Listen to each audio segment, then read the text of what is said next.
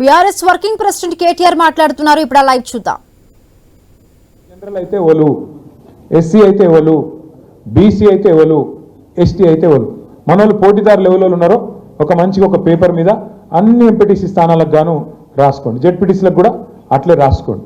అటెన్క మీరు కావాలంటే సర్వే చేపిద్దాం, లేదా మీరు ఇన్ఛార్జ్ లెవెల్ అయితే పంపుతారో వాళ్ళు ఒక చాన్బీన్ చేసి మొత్తం అందరితో విచారించి సమాజంలో ఎవరికి పేరున్నది ఏంది, ఎక్కడన్నా దబ్బని ఏదైనా ఊళ్ళో బుద్ధిమంతులు ఉండే అందరు కలిసి ఒకటే పేరు చెప్పారు అనుకో, అన్నయ్య గీన మావాడు క్యాండిడేట్ మా దగ్గర చెప్పారు. అట్లా ఒక ఊళ్ళో అందరు కూర్చొని ఇక మావాడు మా దేవరాజు నిలబడతాడు, మొత్తం కలిసి మేము డిసైడ్ చేసినామన్నా జనరల్ అయినా సరే బీసీ అయినా సరే మరి ఈ రెండిట్లో ఏదైనా సరే మీరు మాకే ఇవ్వాలి, ఎస్సీ అయితే మాత్రం వేరే అబ్బాయి ఉన్నాడు అని చెప్పి ఒక పేరు ఇచ్చారు. అట్లా ఏకాభిప్రాయం వస్తే ఇబ్బంది లేదు.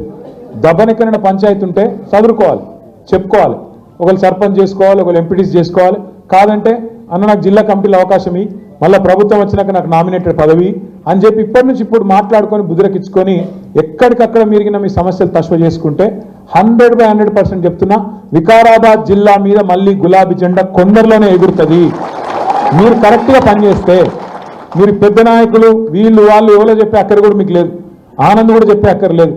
ఏ మండల్ కా మండల్ మీరే బుద్ధిమంతులు లెక్క కూర్చొని, ఏ ఎంపీటీసీ క్లస్టర్కి ఆ ఎంపీటీసీ క్లస్టర్ మీరే కూర్చొని అన్నయ్యో ఇది మా ప్రపోజలు అని ఆనంద్కి ఆయన ఎందుకు చికాకు పెట్టి మీరు ఏ మండలి కా మండలి తయారు చేసుకుని ముందుకు వస్తే బ్రహ్మాండమైన ఫలితం వచ్చే అవకాశం ఉంటుంది.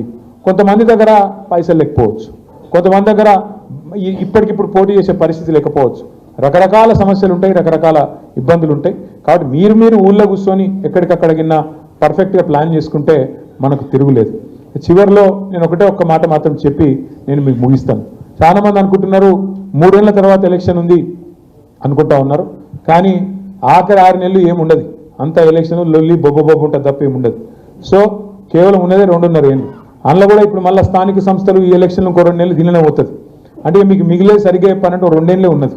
కాబట్టి ఎక్కువ టైం ఏం లేదు, మీరు బాధపడేది కూడా ఏం లేదు.